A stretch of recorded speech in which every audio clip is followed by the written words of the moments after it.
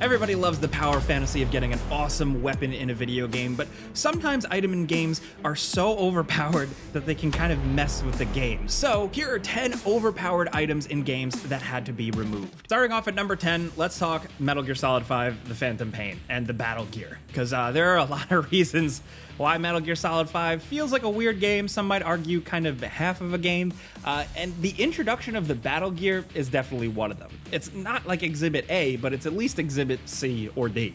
What's strange about this thing is that it's prominently featured as part of the story. It seems like a huge deal at first, like you're basically building your own Metal Gear. But once it's finally finished, it basically disappears from the story.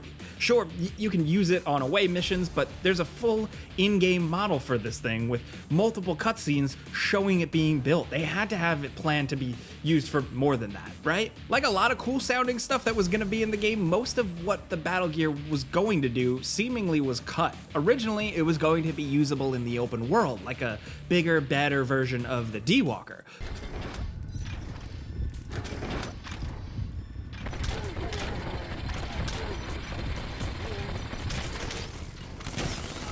But they just couldn't get it to work right and eventually scrapped the whole thing. It really sounds like it would have been cool to use too.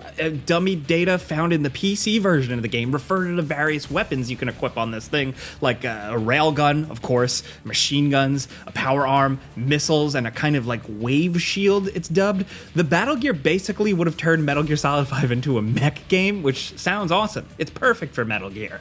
They specifically say that the Battle Gear was removed for game balance reasons, which sounds like it would have been way too powerful to use in the open world. And that's fair, but then why didn't they just cut it entirely? Because as it is, it's just a huge tease ending in kind of just crushing disappointment.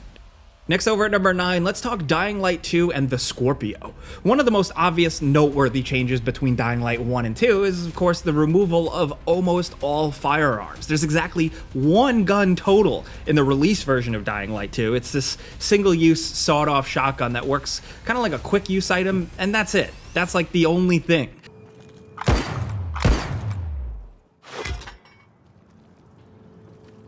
Dying Light 1 had plenty of guns, so I guess this was, for whatever reason, a design choice to limit guns strictly. I guess to put more emphasis on melee combat. The game wasn't always like that, though, because in the E3 2019 trailer, you can see a different gun being used called the Scorpio. This thing actually looks pretty awesome. It has like a powerful ranged attack, and it can be used as a blunt weapon to defend at close range. There's nothing else in the game like that, so it really stands out.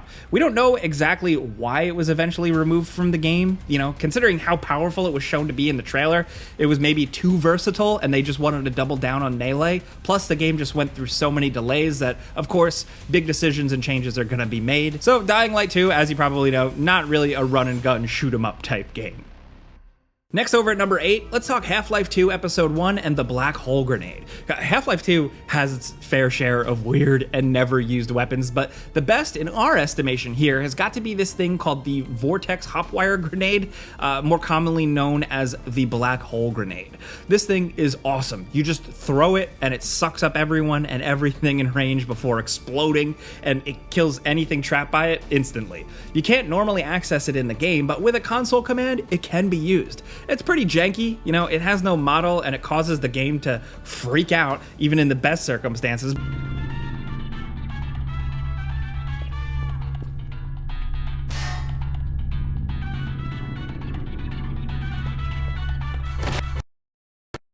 But it's extremely satisfying to use. It's absolutely overpowered. So it makes sense why Valve never ended up using it, but it's a lot of fun to screw around with. One interesting fact is that the weapon's effect was actually reused for the climax of Episode 2. Those weapons you could use against Striders during the Big White Forest siege are basically just repurposed vortex grenades. So the more you know. Next, over at number 7, let's talk Deus Ex Mankind Divided, the werewolf mode, and remote hacking augmentations. Now, Mankind Divided is another one of those, some will argue, kind of half-finished or weird games where a lot of ideas were left on the cutting room floor, and for the most part, it feels pretty good until you get to the part where it seems like the story's starting to pick up and then it just kind of abruptly ends. It's basically half a story that was meant to get wrapped up in a sequel, but, you know, we haven't seen that yet. Now, as we said, the game feels pretty alright, but one major feature that was gonna be in the game that eventually got got cut was the remote hacking augmentation. These augments would have made it possible to hack terminals from a distance, which would have been extremely useful, as you might expect. The best upgrade, though, was werewolf mode, which would have made it so you could remotely hack security turrets and robots to get them to fight for you. The developers haven't come out and said why this pretty significant feature never materialized in the game, though. It's likely that they just couldn't balance it properly and would have made too many of the stealth sections a breeze to get through if you could just remotely disable every single security system. So much of the challenge of a stealth game comes from finding ways around the various security systems, so being able to just switch them off from far away would probably be really overpowered, and I guess that's why the developers cut it. Next, over at number 6, Retro, the developers behind the Metroid Prime games, went through a lot of ideas when they were first coming up with Metroid Prime 3, including actually incorporating bounty hunting into the gameplay. Apparently, their original idea for the game is that Samus, the world's most famous space bounty hunter who never actually does any bounty hunting, would undertake these missions and earn upgrades for herself and the gunship. That would have included ship missile upgrades, which is something that isn't in the main game. Metroid Prime 3 does incorporate Samus' ship into the gameplay, but it's mostly just static encounters like blowing up some barriers or opening up a landing pad. In the prototype version of the game, though, you'd actually be able to summon the ship to fight with you and provide covering fire. The main reason this was cut from the original game was because of hardware limitations, but we have a hard time seeing how being able to call in your gunship to blast enemies for you wouldn't at least be a little overpowered. I mean, Metroid Prime 3 is already a pretty easy game by default.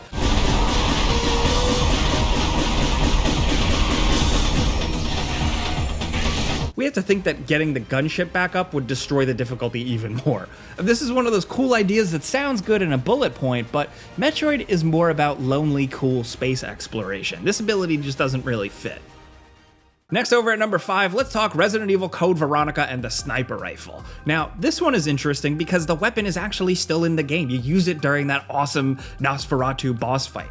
That's all you use it for, though. You get it right before the fight and then lose it right after. But in the pre-release version, the sniper rifle was apparently just going to be a regular gun. That would, I think, make the first standard gun you could aim with in a mainline Resident Evil game. Like, the Gun Survivor games, we're not counting them here, come on. But you know how the old Resident Evil games worked, right? Like, aiming was awkward.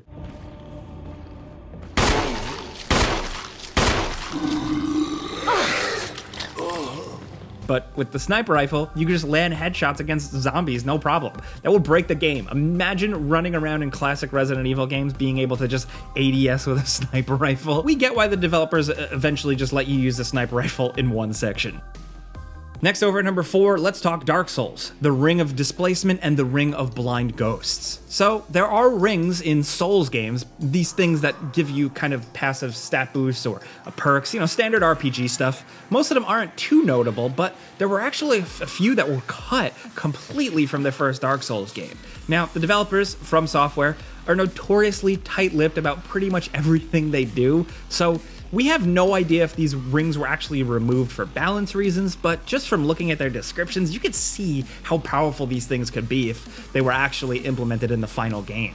The first one that we mentioned, the Ring of Displacement, has the effect of preventing damage to the wearer, but also has a chance of breaking. This one is ambiguous because it could be ridiculously overpowered, or it could have been totally useless. It really just depends on how high the chances of it breaking actually are. The second ring, though, is a lot more overly powered. The Ring of Blind Ghosts has this effect. It prevents the wearer from being seen by ghosts and banshees in the New Londo ruins. And that's pretty wild because, the most dangerous enemies in the New Londo ruins are the ghosts. They're not just one of the most dangerous enemies in that area, they're one of the most dangerous and annoying enemies in the game, period, according to us.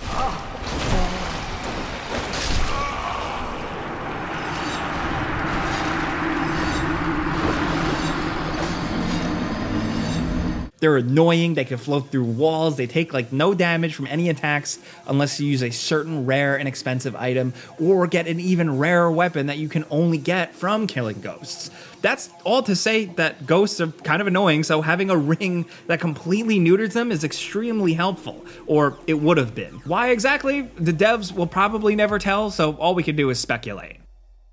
Now down to number 3, let's talk Fallout 4 and the Initiate perk.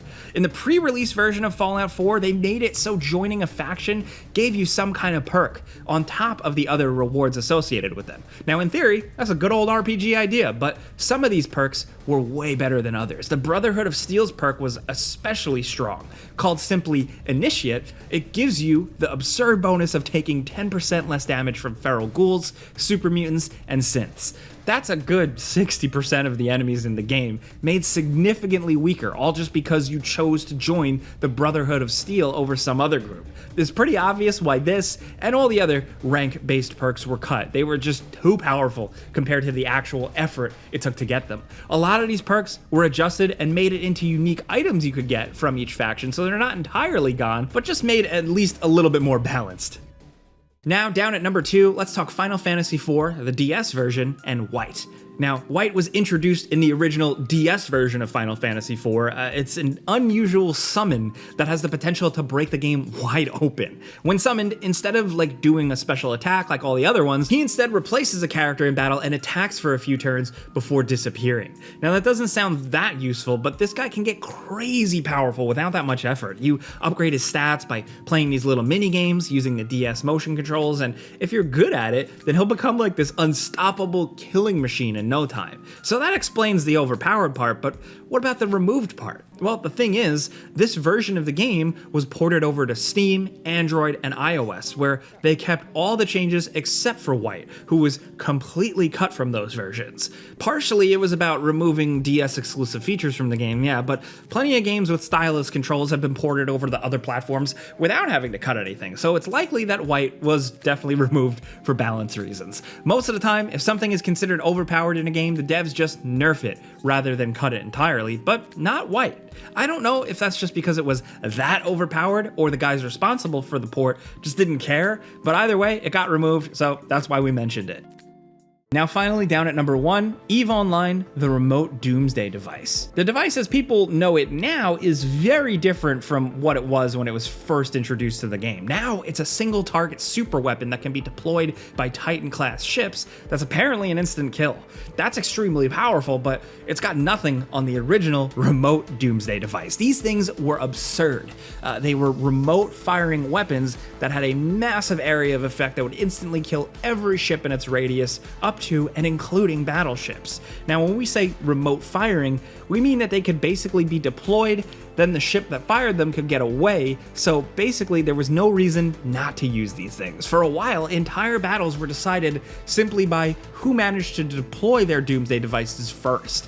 Now, CCP Games, the makers of EVE, nerfed and changed the doomsday devices so much that it might as well be something completely different now. The current version is still extremely powerful, but it's got nothing on those overwhelming forces that were the original remote varieties. Absolutely crazy stuff, and you can just always expect that from EVE. But hey, those are 10 overpowered video game items that had to be removed in some shape or form. There's a lot more we can talk about. Let us know your favorite examples in the comments, because maybe we can do like a part 2 of this type of thing. But if you like what we do here, just talking games every single day, clicking the like button helps us. Thank you. But thank you very much for watching, and we'll see you guys next time.